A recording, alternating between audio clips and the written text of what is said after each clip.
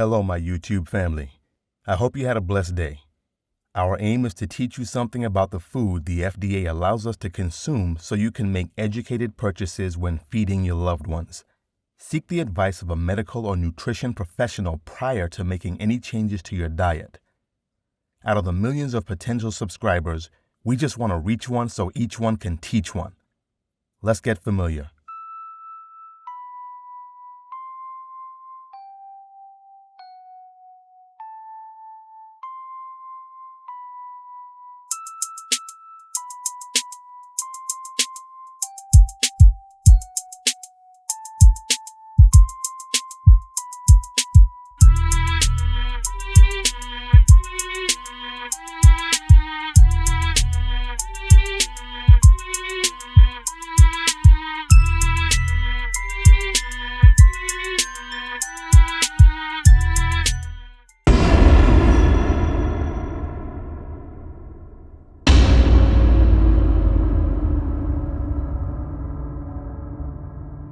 In today's episode, we take a look at the frozen Arby seasoned curly fries. As a child, I ate my fair share of fast food. We didn't know any better, so we ate it a lot. I can remember many Friday nights we would get McDonald's. I was never a Burger King fan, but the first time I tasted Arby's fries, I was hooked. As I got older, I began staying away from fast food restaurants. We'll be going in depth about the reasons why at a later time. Every once in a while, we would still purchase McDonald's fries, but we largely moved away from that and have begun making our own sweet potato French fries at home. Maybe I'll do a separate video about that and just showing you guys how I make my own sweet potato French fries at home. During the shopping trip, we noticed that our local Walmart was selling Arby's frozen curly fries. I remembered how good they used to be, and then I said to myself, I wonder how good this is and if it tastes the same as the ones that I remember eating at the restaurant. Let's dig a little deeper. What is not generally known is that the frozen Arby's curly fries in the grocery stores are not made by Arby's. They are manufactured by a company called Lamb Weston. As always, some of the ingredients may not be totally bad, but there are a few we need to discuss here. Once again, vegetable oil. Vegetable oils are actually made from tough seeds and legumes that were originally grown for industrial use, not human consumption. These seeds must be treated chemically in order to be processed into a pourable, somewhat more human-friendly liquid, and often deodorized too to mask the terrible smell from the chemical processing. This includes canola, corn, cottonseed, safflower, sunflower, rice bran, and soy oil. Now remember, those are all different variations of vegetable oil. Enriched wheat flour.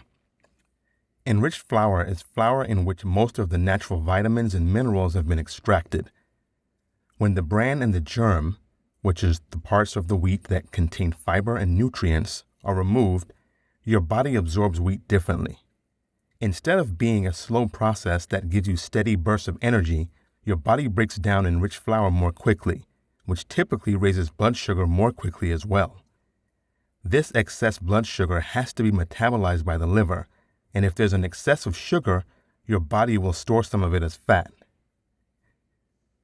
Modified cornstarch. Modified food starch is bad for you. The ingredient is treated with potentially harmful chemicals and has a high risk of contamination. An ingredient label reading modified starch is most likely to have been treated with things like sulfuric acid, chlorine, or other chemicals which are not altogether safe for consumption. Modified food starch is frequently composed of around 10% maltodextrin, which camouflages the existence of monosodium glutamate, or MSG. One last thing I will tell you all. When looking at these labels, always look at the serving size. In this example, the sodium content is 390 milligrams. However, according to the serving size, this is 1 1/3 cup, which is 84 grams. How many people do you know who measures their French fries in cups or grams? Let me know in the comments. because I'm quite sure that it's going to be very, very few people. Notice where it says amount per serving.